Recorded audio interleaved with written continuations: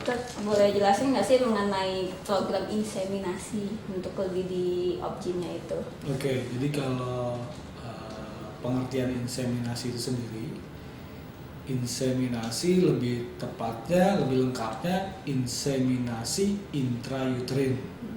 Jadi kalau pengertian secara harfiahnya, inseminasi intrauterin adalah suatu upaya tindakan di mana dilakukannya sperma yang motil ya, artinya sudah dipreparasi, udah di washing, udah dicuci, udah dipilih yang terbaiknya, kemudian dimasukkan secara langsung ke dalam rahim si ibu.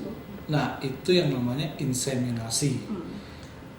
Beda lagi dengan kadang orang awam suka bedanya dengan yang IVF atau bayi tabung. Bayi tabung itu. Bayi tabung ini. Bayi tabung ini bedanya dia proses konsepsinya. Jadi setelah tetap perempuannya pasangannya dipersiapkan dua-duanya. Kemudian proses telurnya nanti pada masa ovulasinya diambil.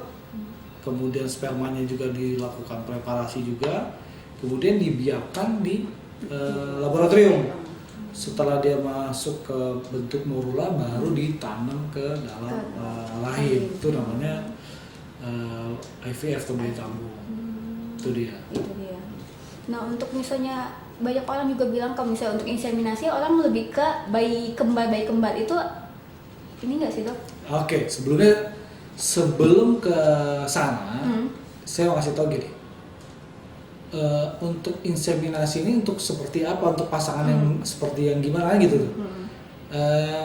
Ini masuknya ke infertil pada pasangan-pasangan yang infertilitas. Jadi kalau infertil ini ada dua macam, ada yang primer, ada yang sekunder. Kalau yang pengertiannya secara jelasnya, infertilitas adalah suatu keadaan di mana suatu pasangan yang sudah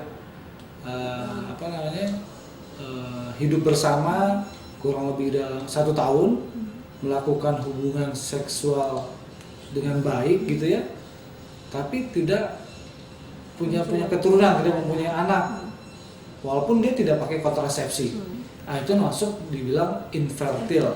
Kalau dia belum pernah sama sekali hamil, itu yang dibilang infertilitas primer. Tapi kalau udah sempat pernah hamil, kemudian dia udah anaknya udah umur 2 tahun, terus dia nggak pakai kontrasepsi, hubungan